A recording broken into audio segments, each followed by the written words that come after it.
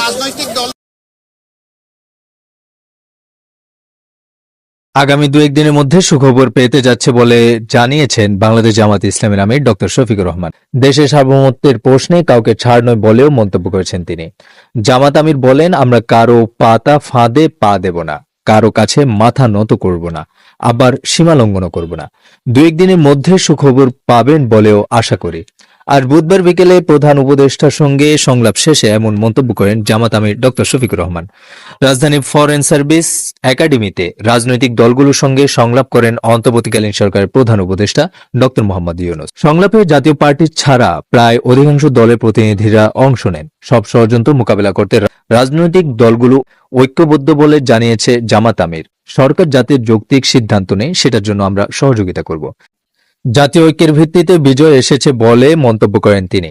চলমান ষড়যন্ত্র আমরা ঐক্যবদ্ধভাবে মোকাবিলা করব। দেশি বিদেশি গণমাধ্যমকে কাজে লাগিয়ে প্রোপাগান্ডার বিরুদ্ধে আমরা লড়তে হবে। আমরা সবাই একসাথে লড়ব।